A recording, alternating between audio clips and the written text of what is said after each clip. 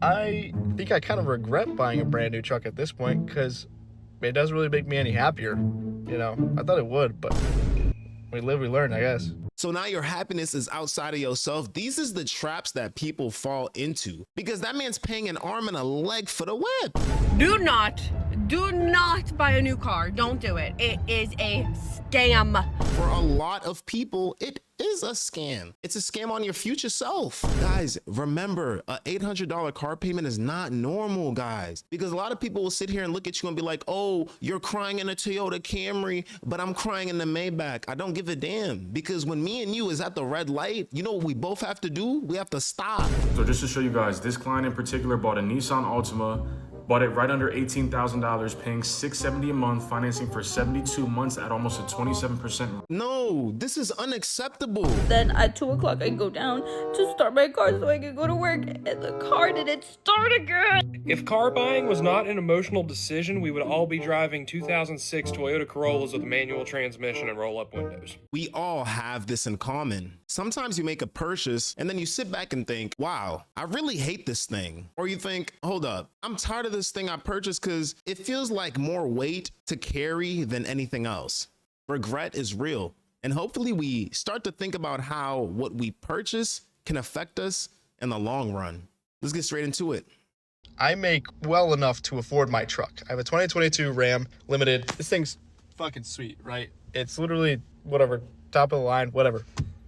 I don't really like it. Like, I have a 2000 GMC Sonoma back here. I don't know if you can see it, but I fucking love driving that thing. 4-wheel drive, V6, manual. It doesn't have heated seats, doesn't have a heated steering wheel like this thing does, and it doesn't have 4 doors. But I don't really think that this truck is worth 10 times the amount as my other truck. My wife has a Tacoma up there.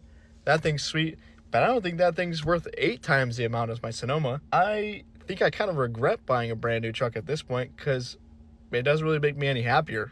I thought it would, but we live, we learn, I guess. So my man was on a pursuit of happiness with this kind of purchase. Do y'all see what this man said? He regrets making the purchase on the truck. My man said, my wife has a car that costs 8 times more than my Sonoma. And my man said, I just bought a brand new truck that costs 10 times more than my Sonoma. It got some heated seats. It got a heated steering wheel or whatever, but it's not justified. It didn't make you feel any better. Guys, when you're making these kinds of like purchases, at the end of the day, they're emotional decisions. These is crazy emotional decisions.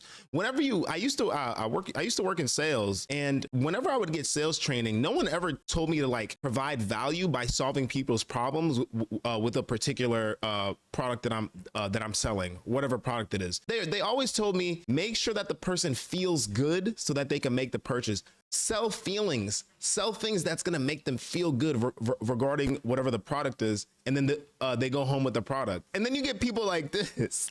My man said, I regret buying this new whip because it's not even enjoyable to drive. My man's like, okay, it would have made me a little bit happier to attain this thing that is outside of myself. So now your happiness is outside of yourself. These is the traps that people fall into. And mind you, this man said my wife, meaning he's married. He probably got children. He definitely got children because there's a car seat in the back. The money that was put into this new truck could have done something to fund something regarding his family, his own personal hobbies, the future of his child, the future of his wife. Essentially, this could have went into something that could have truly been more fulfilling, because at the end of the day, the child came from you. You doing for the child is always going to make you feel good. The child came from inside of your body too, bro. Instead, the purchase was made because there was a sense of like feeling that he wanted to have, but he wouldn't have had that feeling unless he had bought the truck. Well, I thought it was going to make me happy. Unfortunately, it didn't. And now this man regrets the purchase. We know why he regrets the purchase, because that man's paying an arm and a leg for the whip, and he can afford it. He says he makes a lot of money. That's what he said at the very start of the TikTok. He makes a lot of money. But what's the purpose of making a lot of money if you're going to spend the money on things that need more money to maintain it? At that point, it's like the true cost of something is not what you pay for it up front. It's the maintenance of it. When you buy a house, that first down payment is not the true cost of the house. It's the property tax taxes, it's the electricity, it's all the things that make the house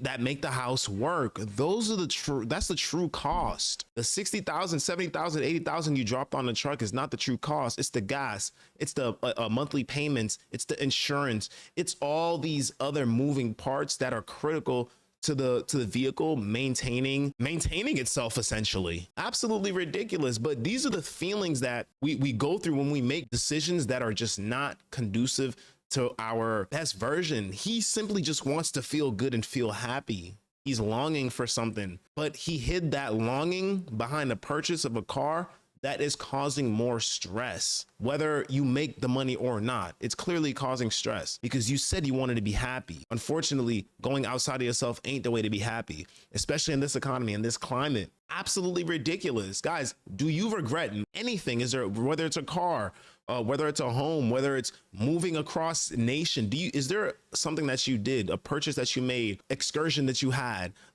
with your finances that you absolutely regret? Please let me know. Let's move on.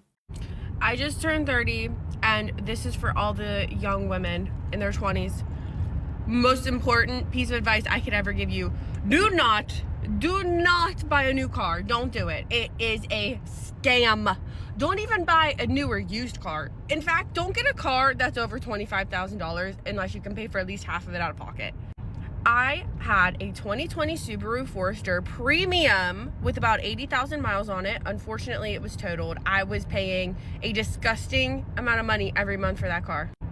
I just got an email from the car dealership that I bought that Subaru from saying, oh, hey, we'd be interested in buying your Subaru. If it has about 90,000 miles and it's in excellent condition, we'll buy it from you for $7,000. 3 years ago, a mere 3 years ago, they sold me that car for $30,000. $30,000, and 3 years later, it's only worth $7,000. Hot girls are smart with their money. They buy reliable brands like Toyota, like Lexus, like Honda. They take care of their cars and they have them forever, and they save a bunch of money. Since my Subaru is totaled, I bought a 13-year-old car. It is a very reliable brand, very reliable model. I've had it for a few months and it has caused me no issues whatsoever. Biggest piece of advice: do your research on the brand. Buy something that you can pretty much afford outright, or at least half at the bare minimum, and save your money. Save your money. Do not buy a new car. That is a scam. I can't fault her for saying buying a brand new car is a scam, because for a lot of people, it is a scam. It's a scam on your future self. It's a scam on your ability to do the things that you truly want in this life, because what you really want in this life is behind goofy payments. And that's simply the truth. She's 100% entirely correct. And at the strong age of 30, having 10 years of experience from 20 to 30, looking back, she can be like, that was absolutely goofy. She's probably like, yo, the amount of hours that I put in just to be able to pay this car before it got totaled is absolutely out of control. She's probably like, I'm just a girl. I have no business working 60, 70 hours a week to take care of a car. So she's completely 100% correct. Guys, if you're out here and you're in the market for a car, reliability is going to be your best friend. At the end of the day, it does not matter what model or make you have. Your best bet is to ensure that you have something that gets you from point A to point B that you do not regret, and that doesn't cost you an arm and a leg. Guys, remember, a $800 car payment is not normal, guys. 600, 700, even 500, that's not normal. That is not normal. This culture, this society is going to make it feel like if you do not have a car that you're paying $1,500 a month for, you're weird.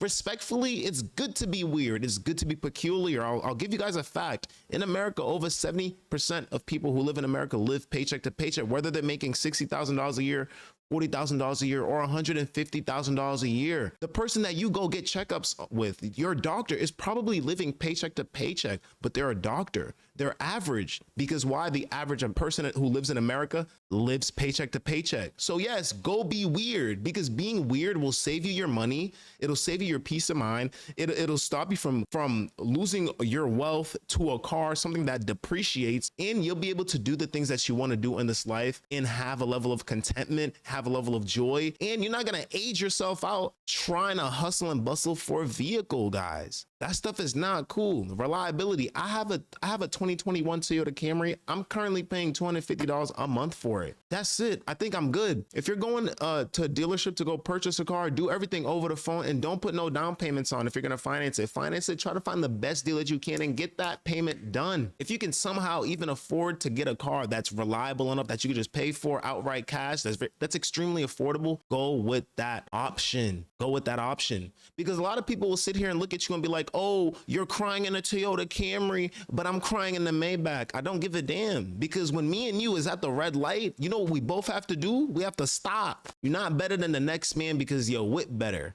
I know a lot of people would rather have a car, any kind of car, than to take the bus. Have any kind of car than to ride a bike. Have any kind of car than to walk everywhere. That stuff is true. That stuff is really real. And then she mentioned something so critically important that I feel like a lot of people are not understanding. Your car is not an asset. Even if you're doing DoorDash or Uber Eats, or you put a plaster of business on the side of the car, your car is not an asset. It is not an asset. That thing depreciates, like disintegrates. It disintegrates in value the second you drive off the lot. She said 3 years ago she purchased it for about $30,000 plus. Now the car's only worth $7,000. You almost have to think about car purchases as this. Here's a bag with a hole in it. Here's my money. I'm gonna keep putting this money into a bag that has a hole in it. It has a hole in it. And I'm gonna keep doing that until the payment's over. And then when the payment's over, you just throw the bag away. That's it. You threw all that money away. Whether it was through interest or whether it was through not even having like a good loan for the car and things of that nature. People are regretting making these kinds of car purchases because when you start to evaluate your life, what you want out of this life, and what you're currently getting, you might have a dark night of the soul and be like, yo, I cannot live like this no more. I do not care what the next man thinks. I'm gonna do what works for me. I'm gonna do what's best for me. I'm gonna do what's right for me. Let's move on to the next one. I just want to show you guys a real life example of what it looks like to buy a car with bad credit. So just to show you guys, this client in particular bought a Nissan Altima, bought it right under $18,000, paying $670 a month, financing for 72 months at almost a 27%. No, this is unacceptable. MSRP $17,000. That's how much the car costs if they were to just purchase it outright. Monthly payment $670 for 72 months at 26.95% APR. 2,500 down? Hell no. Rate and put $2,500 down out of pocket. This program gives us all the details about someone's car and also where they're at payment-wise. So this person's Nissan Altima has almost 112,000 miles on it. They've made 34 payments so far and they still have 38 payments remaining. Now remember in the last clip, her payment's $670 a month. You take $670 and times it by these 38 remaining payments, you're at $25,460. Now this— Are you hearing that? $25,000, essentially $25,000 with 38 payments left. The car MSRP is $17,000. You overpaid and it's a depreciating asset. You upside down? You upside down? This is the part that hurts a lot of people. Remember how I said her car has 112,000 miles? Yeah, this is what her car appraises for via Carfax, so yeah. So give or take, she's about $19,000 upside down on her current car loan. Now the real question is, do you think that this Nissan Altima is gonna last up until the car is paid off? I think we all probably know what the answer is there. But nevertheless, because her interest rate is so high, that's why she still has such a high balance on her car. So much of her payments were going straight towards interest and it wasn't really hitting the principal at all. And that's why she still owes $25,000 on this thing. This stuff is really egregious for real. It's egregious. No parent would want that for their child. But you gotta understand too, a lot of parents don't even know how this system works, especially if they're not even from America. I know for me, I would say I'm blessed in the family that I was born into, because my parents, they understand the importance of like ownership, the importance of not always borrowing to be able to pay for something back. They understand, hey, our best bet is just to make this purchase outright, get it over with, so that we're not struggling and trudging through the mud of life for a whip, for a car, because the car is important to get you to work, to get you from point A to point B, and for a little bit of leisure, really. That's really what the vehicle's for. Anything above that, anything past that, it becomes a lifestyle thing at that point. It becomes a status thing at that point. Yo, you're gonna lose every piece of hair on your body trying to play the lifestyle game, especially when it comes to these whips. Nothing worse than getting a repossession. You don't want that. You don't want that for you. All because the lifestyle, the flex, the facade, the I need to do this, I need to do that so that I can look like I belong. Forget looking like you belong. How about you have a peace of mind? How about you have a sense of dignity for what you already have, for this vehicle that you already have, instead of keeping borrowing from your future? Do you not care about your future self? Do you not care about your best version? Your best version requires a certain amount of money to be able to be that version. It's a requirement. And unfortunately, your car is living a better life than you are. And that's the case for a lot of people. This whole breakdown that my man went through, this is not a good purchase. Imagine paying $670 just for the car note. And for the insurance on a Nissan like this, it's probably at least $250. They already have bad credit. That's why this breakdown was set up the way that it was set up. So you are already starting off on the wrong foot. You're going to be stressed later on down the line, or they're going to take the car and you are already going to have paid over $30,000 back to these people. And you, what, 60% of the way done with the payment? No, what needs to happen in this society is this. People need to understand that forget what the next man is doing. What is the most important thing for me to do with my money? What is the most important thing for me to do in terms of what kind of vehicle that I need to get? What is critical here? Do I need a $90,000 truck, or is it okay for me to get like a $20,000, anywhere between $15,000 to $20,000 vehicle, because I'm working, I can take care of it as long as the payments make sense, and I could just move on with my life? Absolutely ridiculous. On to the next one. I bought a car last week from a Facebook Marketplace dealership, and I already know you guys are going to be like, why would you buy it from a Facebook Marketplace dealership? I can't afford a real car right now. So I bought it from a Facebook Marketplace dealership, and when I went and tested out the car, it was fine. And I asked him if it would pass inspection because it didn't have the inspection sticker on it, and he said yes it would. I drove 1 mile down the road, 1 mile down the damn road. Tell me why the check engine light turned on, so I messaged him immediately, literally pulled over to the side and messaged him. And I was like, hey, the check engine light turned on. I'm going to get it inspected to let you know what it actually is, like, so they can figure out what the code is. But I just wanted to let you know. Thinking he's going to fucking fix the fucking check engine light because I just bought the car just then. Literally, I'm not even joking, 1 mile down the road, 1 mile. And then the blizzard hit, so I couldn't get it inspected. And the car was sitting there for like 3 days without me driving it because of the blizzard. So then yesterday when I went to start it, it didn't start. And I was like, okay, it's probably because of the weather. So I called AAA. And they came and started my car. And it started just fine.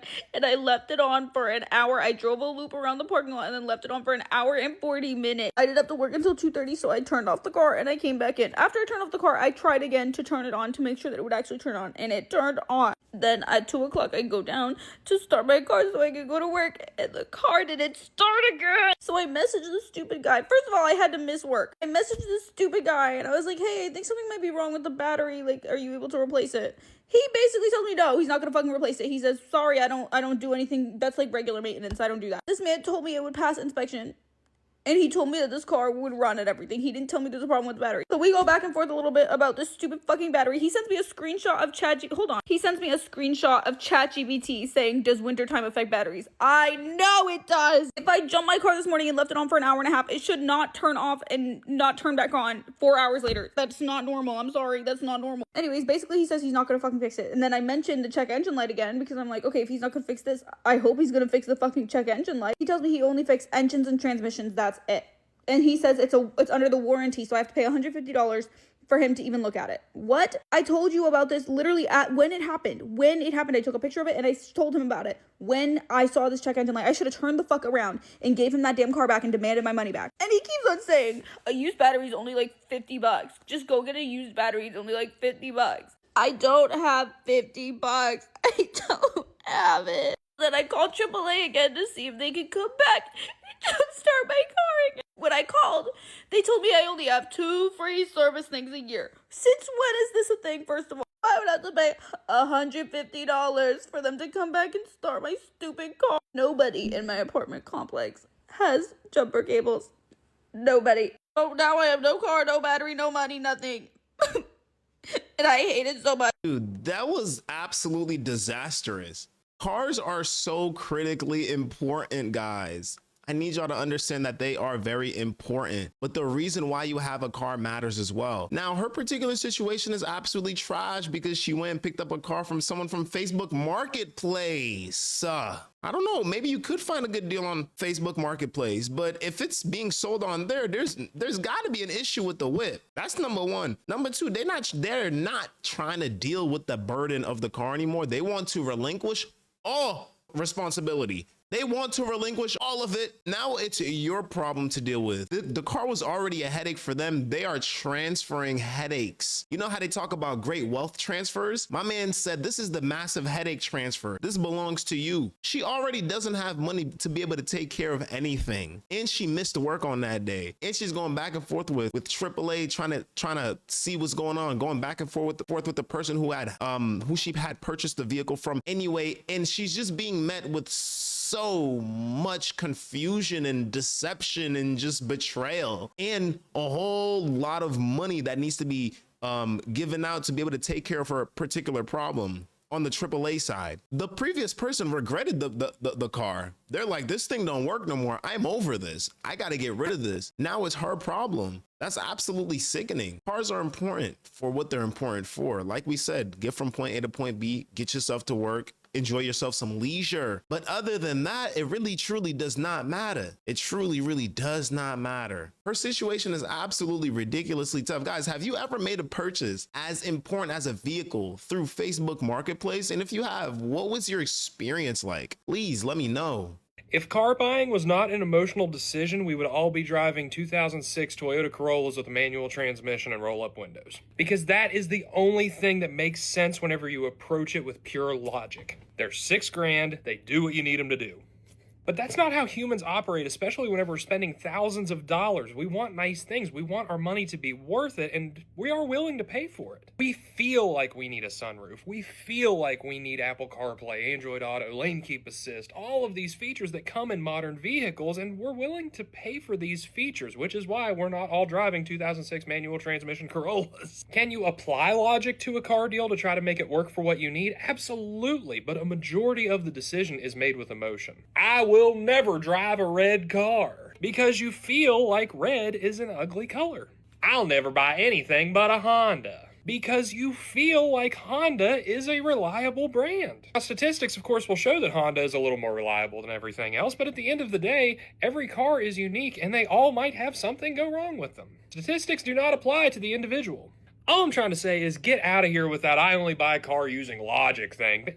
Quit. Unless you drive a 2006 Corolla with roll-up windows. In which case, congratulations on buy man car. 2006 Corolla, very, very man. No comfort. Beautifully put, because he just laid down the framework for any purchase that gets made in life. It's all emotional. It's all emotional. We all have a feeling that we're trying to satiate. When you go to a restaurant, you're hungry. They solve your problem by satiating your hunger, by making you feel full with the food that they just presented you with. Nothing is different even with these vehicles. Oh, I want CarPlay. I want a heated steering wheel, heated seats. Oh, I want a massive trunk in the back of my truck. It's all these little things to justify wanting the best and the better thing. I remember I had watched a video of this young woman who she made 18 an hour, but she wanted like this crazy BMW and it was like $40,000-$50,000. I said, why do you want that? If you work 40 hours a week, now you're gonna have to work 80. And now you're really gonna be tired. You're really gonna be tired. You're really gonna be living with regret. Getting out of bed is gonna be hard for you. It's gonna feel like you glued to the bed every morning because guess what? Your BMW gotta get taken care of. And don't let that BMW need repairs. Get ready for $1,200 at a time, $800 at a time, minimum. Be ready for it. When it comes to vehicles, they do have to be done with logic. I completely understand it. This man said, hey, the only thing that makes sense is if you're rocking a 26 Toyota Corolla